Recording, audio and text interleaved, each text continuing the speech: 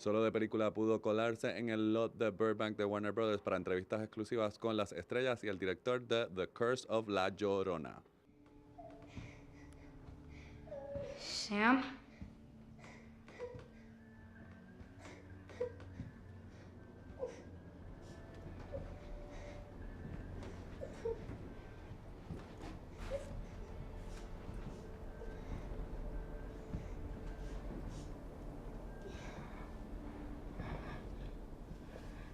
Sam.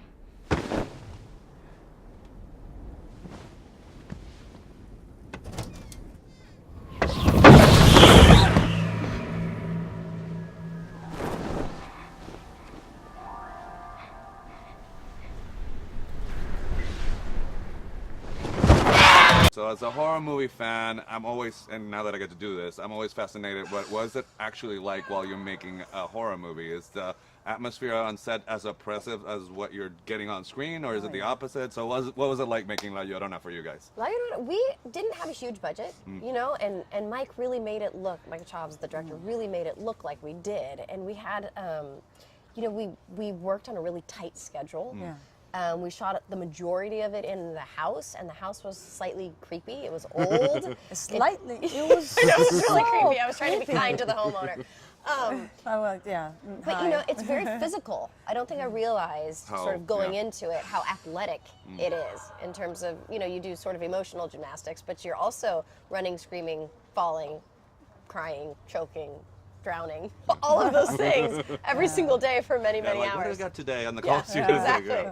How about Aside you, Patricia? from running, Yeah. yeah, I mean, what she had to go through was crazy. I mean, really so much kudos, because it was, I think for me, yeah, it was very scary. The house was really scary.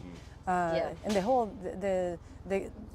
I mean, what it was great, it was the atmosphere and the collaboration between everybody. It's almost like, because it was a tight schedule, is we have to get it done. Yeah. But see how we can collaborate with each other, so you know, so we can get it done in a way that is great. But there was definitely a sense of La Llorona's present. I felt that she was there watching, just making sure that we were respecting her. Voy aquí a la pregunta en español, so thank you for bearing with me. ¿Sí? La Llorona siempre ha sido parte de la cultura de México y Latinoamérica, Sí. así que ¿cuál fue tu reacción a esta versión de esa leyenda cuando te mostraron el libreto? Bueno, fíjate, yo soy venezolana, pero yo crecí en México. Entonces, esta versión de la leyenda como tal, porque la película La Llorona viene a una familia en Estados Unidos, porque La Llorona no tiene límites, ella no tiene fronteras, ella viaja con nosotros. Pero la leyenda como tal, que es precisamente con la que yo crecí, Oh, wow. exactamente la misma. De hecho, me sorprendió mucho porque tenemos muchas diferentes versiones, Venezuela, todos, Puerto Rico, todos tenemos nuestra propia versión, pero a la final siempre es la misma, ¿no? Y yo cuando leí el guión, este guión no se llamaba igual, no sé, tenía otro nombre, lo habían hecho así a propósito para que nadie supiese. Wow. Y cuando empecé a leer el guión dije, pero si Esta esta es es La La Llorona. Y me sorprendió qué bien estaba el guión. Y tampoco sabía que era una película grande, sí, simplemente me llamó mucho la atención y tuve la experiencia con Michael Chavez, el director, y me encantó como él tenía en su cabeza que había que respetar la leyenda original, y así estamos aquí. So Linda, thank you for bearing with Yeah, us. sure. I understood better. Good. So my question, I mean, sometimes you feel certain ways to certain projects. So I didn't know the cast, but then suddenly I was like, oh, Linda's in it, so it must be great. Do you think about that you have when you choose a project, not to put any pressure any more than you have managing a career, but that you have a trajectory, that you do really good work. Do you think Thank about that you. when you choose your roles for your next project?